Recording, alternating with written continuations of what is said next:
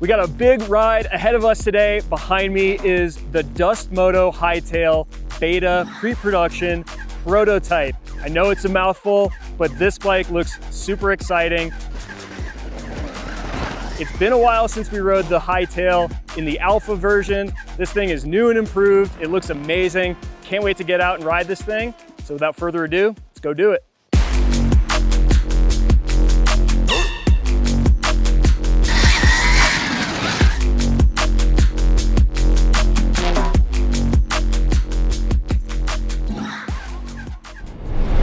We want to reiterate that this Hightail is still a prototype bike. It is not yet in production, but this bike is much closer to the final production unit than the alpha bike that we rode previously. Last year, we spent a lot of time reviewing, testing, and even racing the alpha version of the Dust Hightail. That bike was super promising, but it was still very much an early stage prototype. This new beta version feels like a big step forward. Dust has refined every major system on this bike, from the frame and suspension to the powertrain and the plastics. Starting with the chassis, this beta bike runs a 26-degree rake, which gives it more stability than the Ultra B. It's a bit more like a 125 in terms of the way that it feels. The wheelbase is slightly longer than an Ultra B, but it's still shorter than a KTM Freeride or 125. We've been calling it a 7/8 size bike because it splits the difference between the full-size E-Motos and the smaller mid-size bikes. This beta model is also running custom sirris suspension developed specifically for Dust. The baseline tune is designed to be a middle ground for fast enduro and light motocross. You're getting 260 millimeters of travel up front and 285 in the rear, which gives it more suspension travel than bikes like the Ultra B or KTM Freeride. Power comes from a proprietary gear-reduced motor, custom built for this platform. And the motor itself is rated for 48 horsepower and over 700 newton meters of torque at the rear wheel. They're still finalizing the maps, but this unit is set up as follows. Map 1, 15 horsepower. Map 2, 30 horsepower. And Map 3, 42 horsepower. And powering it all is a 4.4 kilowatt-hour battery pack. Today's ride is all about shaking down the bike and giving some feedback to hopefully help dial in this next generation platform before it hits production. All right, time to see how the Beta Hightail really rides. Yeah, this thing rips. Just mode 2 right now. Immediately, this bike has a ton of power. It just pops and hops off of everything. It's got tons of quick throttle response. I will get into mode 3 here in a little bit, but even mode 2, it's pretty hot for a trail map. I know they're gonna fine tune this stuff even more, but if you were curious how much power this bike has, the answer is enough. First impressions are everything, and my first impressions on this bike are, yes, it feels like a dirt bike for sure. Definitely more of like a 7/8 size dirt bike, but it feels like a moto. And I mean that in a really good way. I spent a lot of time on the alpha prototype, and it was very clear that that bike was definitely a prototype. Yeah, the bike just feels refined. It feels like a bike that you could get off the showroom floor and feel like a production bike.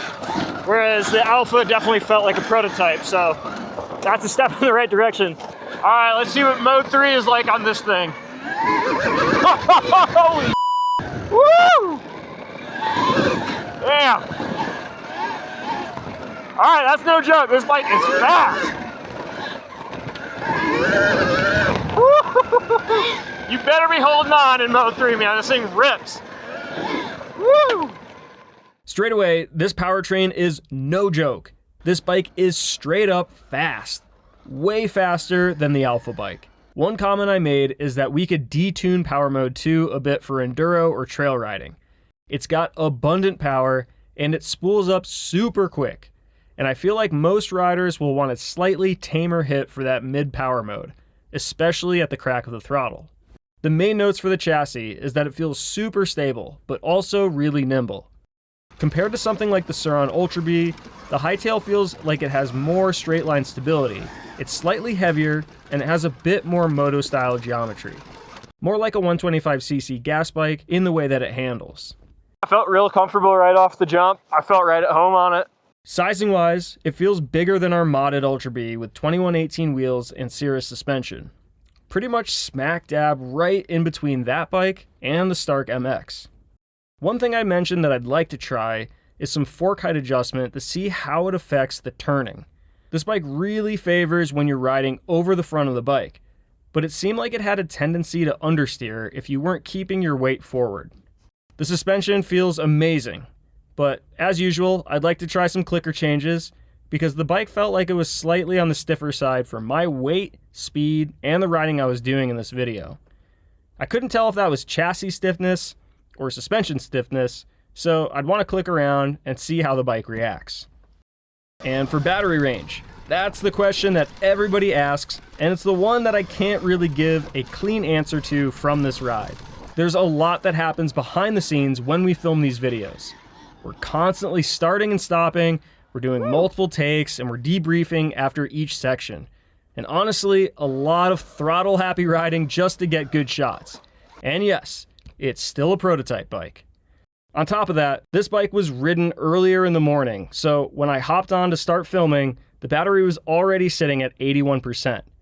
I didn't track distance, and with all the stop and go filming, elapsed time doesn't really mean much either.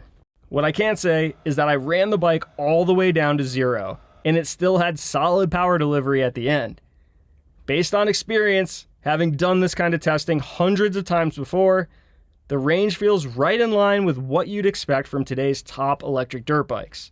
Probably better than a stock Ultra B, and possibly approaching what you get from a Stark MX. But we'll need proper testing days to confirm that.